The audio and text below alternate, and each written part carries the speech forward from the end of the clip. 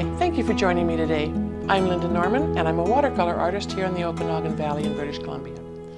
Today, I'm going to show you how to apply watercolor straight from the tube to a canvas, and we'll end up with a beautiful, loose, abstracty landscape. This is a process that I have enjoyed for several years now.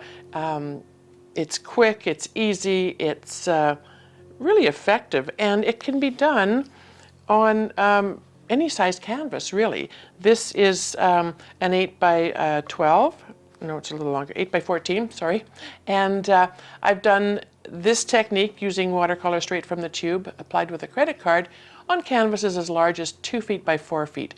Any larger than that, my arms just physically cannot handle that. But we'll go with this size today, and I hope you'll give it a try. It's really a lot of fun. This is a simple dollar store canvas. Stapled on the back, nice and straight. I always like to make sure canvases are straight before I use them. I lay them on the ground or against a wall and make sure there's no warping. And I don't treat them. A lot of people who do watercolor on canvas in various techniques treat them with watercolor ground and gesso and different things.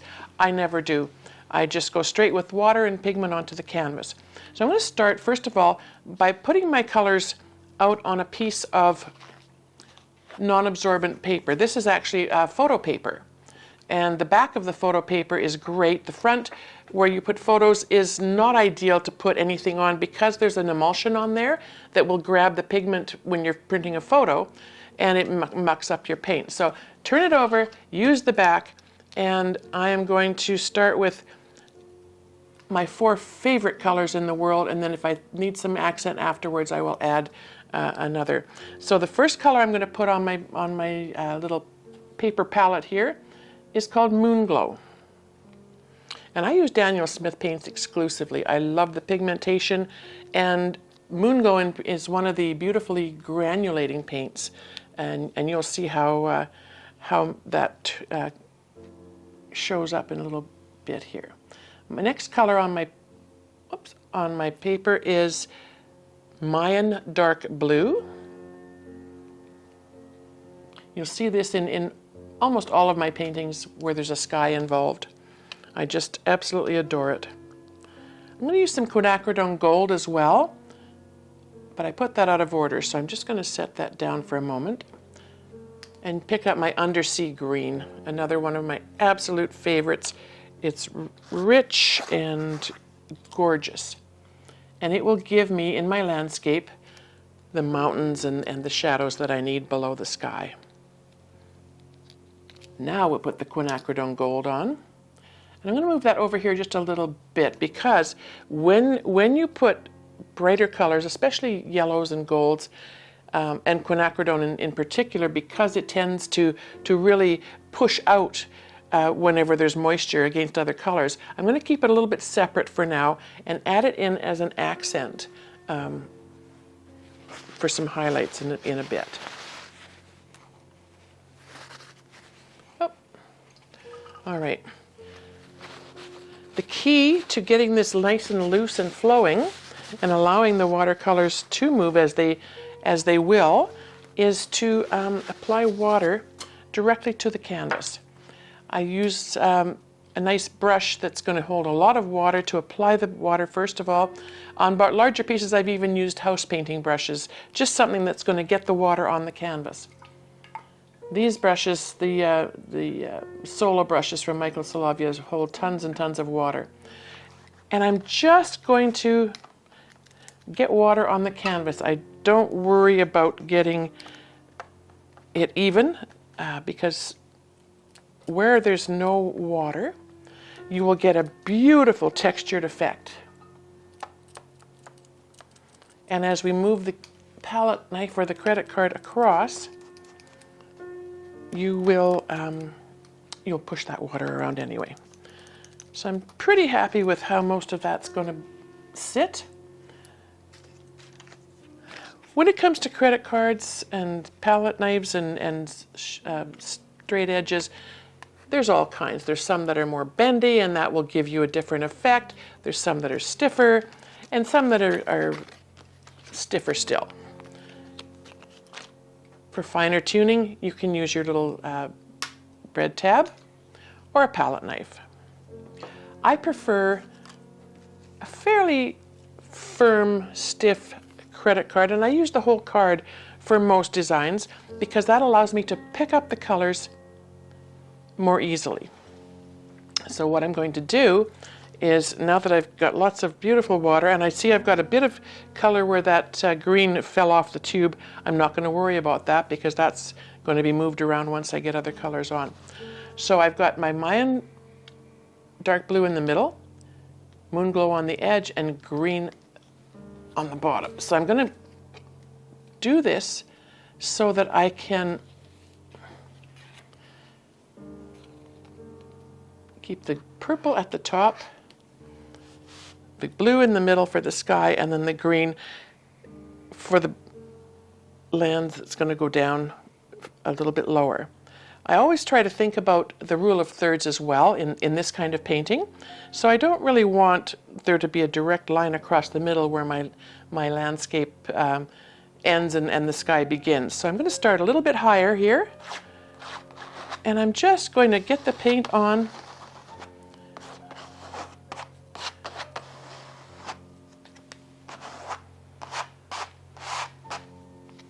and then where I've got my blue and purple, I'm just going to pick a bit more of that up and get that up in the sky. You can turn your card. You can see there's a lot of paint on that card. If I scrape it across here and leave some open spaces, that's going to allow for more textures as well. So you can see where there's water running on the surface. It's almost creating its own landscape now as we speak.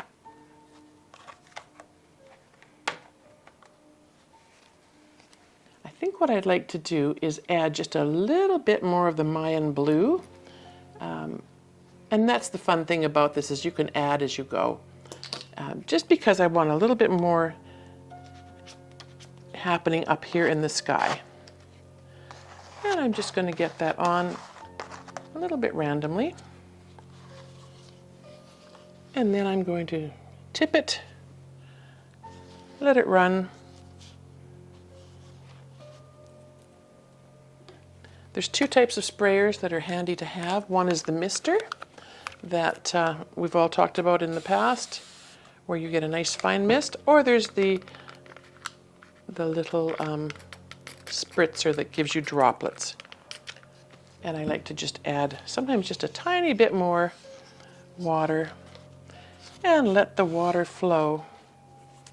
Now you can take a brush at this point. Again, I'll use the solo brush and just pull some of that out to the edges. Just move these out of your way.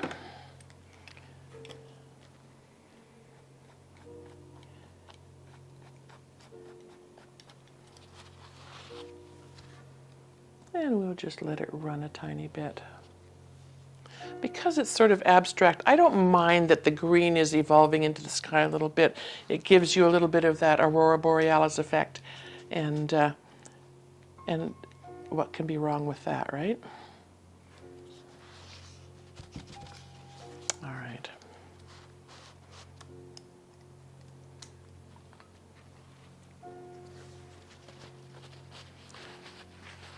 Trusty paper towel. You can go through as with watercolor on paper, and you can pick out some of the pigment and the moisture and make some cloud shapes. The water, as long as it's visible, will continue to move the pigment. So you can go in at this point and really make some beautiful shapes. You can go down a little further and make some misty shapes.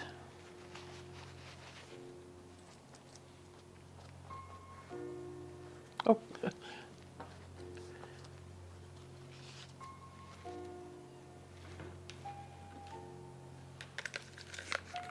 And again, I'm just going to add a bit more water and let some of that run.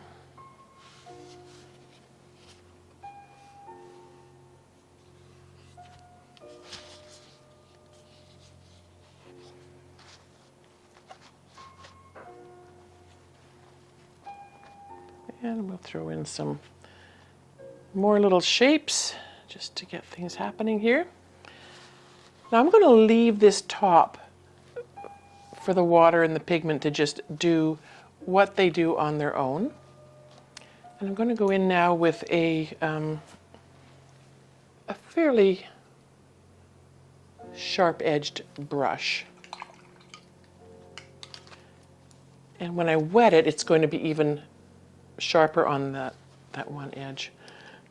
And when I go in with that, this is a technique that you can use on paper as well as on canvas.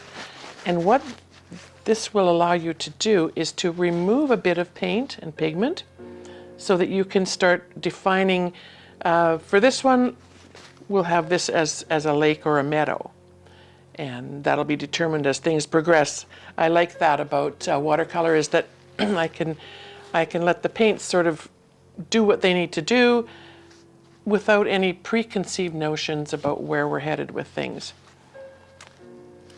So if I want to make a shoreline, just to define that lake, and I can see maybe this is a little jutted out here, if you can see where the color is a little darker, and then a little inlet here possibly, things come out a little further, and then back in again. So when the canvas is drying, you'll be able to pull some of that off. And if you can see the sheen on that, there's still a fair bit of water, and that's fine. We're just going to go in, and you can see how beautifully a thirsty brush. This is called a thirsty brush. So you wet your brush, you dry it basically completely dry, just dampish to the touch. And you can go in and define some shorelines.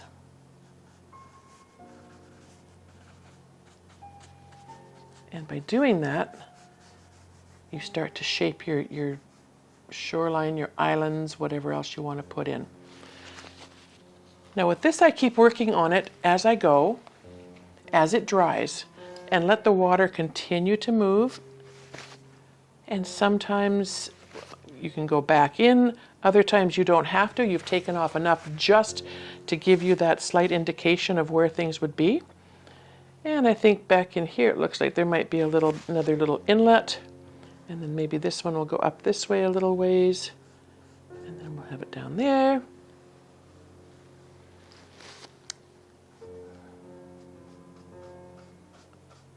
And there.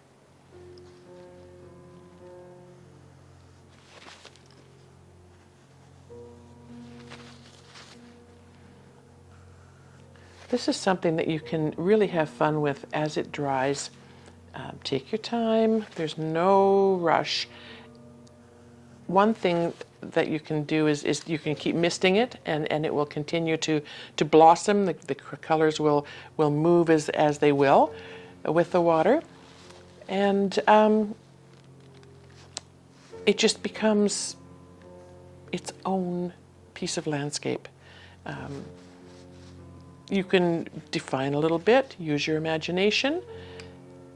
And you'll notice here, I'm just going to show you with this brush. If you were to touch it with a brush, very light hand, otherwise you leave brush marks, and that will sort of change the whole look of the painting. But while it's wet, you can still go in and do a tiny bit of that. And basically you're just nudging your pigment and your color and your water around a little bit. Now you can see here where the water is kind of pooled and it's given some dark edges. So for me, it looks like it's forming trees and tree shapes and shadow shapes. Okay. Up here, there's another little bit there. I can encourage that to go up a tiny bit. There's a bit of a dark tree thing happening there.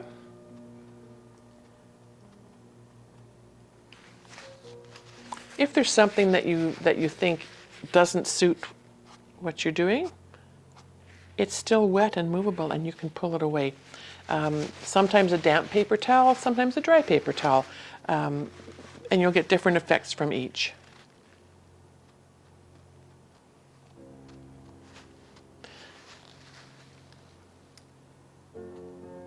This is a little hair dropped on there from that brush, that's fine. And then we'll just give it a little more cloud shape here. When you're dabbing with a paper towel, it's good to keep turning it. I know it sounds really crunchy on the microphone, but this is a beautiful soft paper towel and easy to use. But if you're dabbing blue, for example, you don't want to add blue to other parts of your painting, so you can always turn it and roll it. I like to roll it but keep it a bit random. And here I'm just going to pick up some of those sharper edges, add a bit more of that wispy cloud effect. And again, remember, this is going to keep moving until it's dry. But you can see here where the water has sort of washed some of the pigment away and left some showing through. And so that can give you that misty effect. It looks like a bit of a mountain maybe poking through that mist. Okay. And I'm just going to go back with my sharp-edged brush. There are smaller ones for finer detail once it's a little drier, if you need to get in but as long as it's got a sharper edge on it, you can easily work with that no matter what size. Okay. Now I mentioned that I have another color here to add in, and so I've got the Quinacridone Gold, and I've also got one called Aussie Red Gold, another one of my favorites. But I think what I'm going to do is just pick up a tiny bit of the Quinacridone Gold on the edge of my credit card, and I'm just going to go in and you can see how it's pushing away the other pigments. So it's going to be quite bright and quite beautiful. Oops, don't want to do that. And then we'll bring in a bit more just to balance it slightly. And maybe what look like a little bit of that sun is coming through on this top corner. Okay.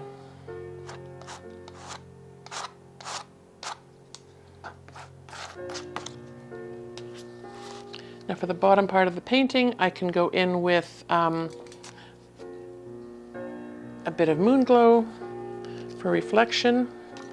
Sometimes you can even put it on the edge of your credit card, but I like to dab it on there. And here we've got things quite a bit drier, and so you're going to get, and then we'll do a little bit of the Mayan Dark Blue as well.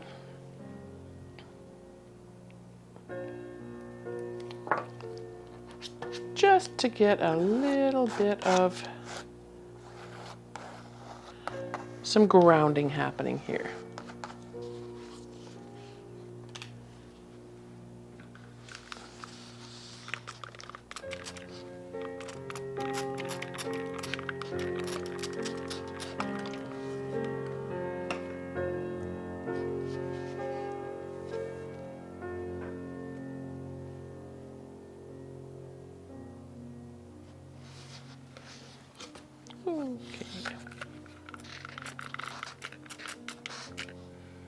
And we're just going to wash a little bit of that off the edge.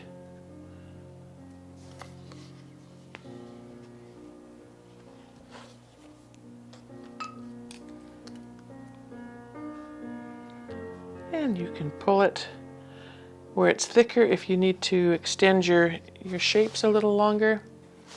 But if you can see here, the beautiful reaction between the water and the pigment is just creating its own little bit of the landscape in that corner.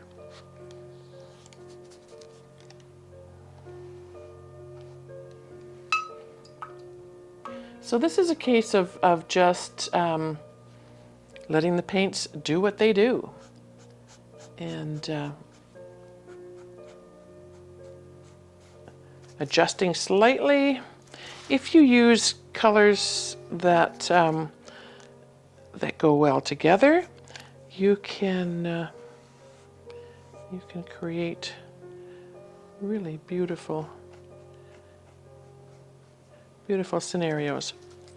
Okay. I'm just going to go back in again. You can see where, because it was quite wet in the center,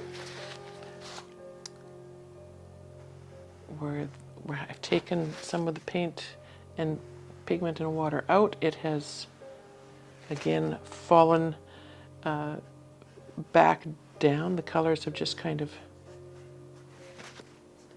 merged a little bit. But again, now you can go in until the painting is dry and continue to shape. Once the painting is dry, all the pigments have dried, you can go in again with a semi-damp brush and define those little shoreline pieces. Light hand, gently feathered when it comes to some of these edges. What you're trying to do is maintain that natural flow of the paint and pigment without making anything look like it's a specific brush mark. So if you keep these marks to when the paint is, or the painting is still quite damp, it'll be quite a bit more effective. And sometimes, like I say, it's just a case of just giving that little bit of an indication where there's an indentation. Okay.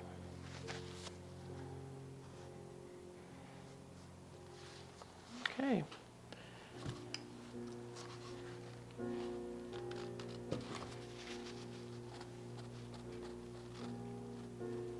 If you felt so inclined, you could paint a tree coming right up from the front to give it a bit of perspective. But there is essentially a very loose abstract landscape done in just a matter of a few minutes. All right. So I can see where, in this particular instance where I've added the gold in the side here, that it looks like there's a bit of a harsh edge where the paints have sort of come together and sat. So I'm just going to take a dampish paper towel and just smooth some of that over and blend it in a little tiny bit. Because this section here is still a bit damp, it will continue to help that blend. And a very, very light touch, just to encourage the paints to go in the direction that you want them to go.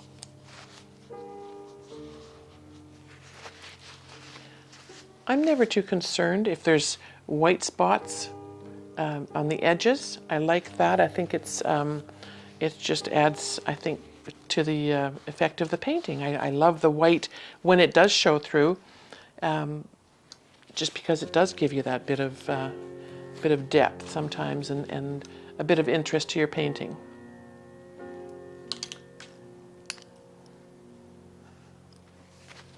So you can get very, very specific if you wanted to. And you could start drawing trees once it's a little drier. Right now, because it's still quite damp, the water will cause any pigment there to disperse. But you can see on this side where it's doing its own magic, and that's going to become this beautiful, rich purple shadowed forest area. And again, if I wanted to define that a bit more, I would just make it so that there's a sharper shoreline.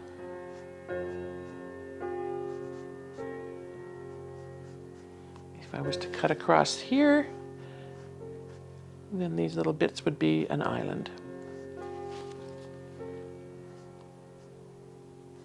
So what I love about this is that it's a relationship between the water and the pigment and the surface that you're working on. And it's a give and take. It's a bit of play. It's taking time to just relax with the pigment, seeing what evolves, see what comes up. You know, when I sat down to do this, I didn't really think much about having a beautiful purple forest there, but there it is. Here's a bit of greenery in the corner here with a bit of reflection into the, if this is a lake, then what I could do is I could, when it's maybe a little bit drier, just give that a bit of a swipe to one side so that it looks like there's water flowing and the reflection of the trees. And pretty much there you have it. You're going to see how the colors intermingle, how they react here with the Moonglow, with the Quinacridone Gold. I've got this almost a burgundy color that's evolved here, which is another color that it's in nature, although we don't actually notice it sometimes until you add it into your painting. It does really pick up and enhance. So there we have it. Like I say, you can play as long as this is damp. You can move things around as much as you want. I can extend this little island to be a little sharper and have some shadows coming out from there. Light touch. What I like to remember too is that when you're working on a landscape format that's long and narrow, keep your lines when you're working with a brush as straight as you can. When you start to get curves is when things start to look a little bit awry. So nice little straight lines, short lines, break them up. Nature has all kinds of fun ways of, you know, laying things out, but I like to keep that horizon in mind. Okay. Thank you. I hope you've enjoyed this process as much as I do. It's a go-to, really relaxing, really a fun thing. No pressure. Let the paints do what they need to do. Develop that relationship and enjoy. Thanks for joining me today. I hope you enjoyed what we did together, and if you'd like to see more, subscribe to my channel. Or you can visit me on my website, bandrystudio.com. That's BANDRAOI studio.com.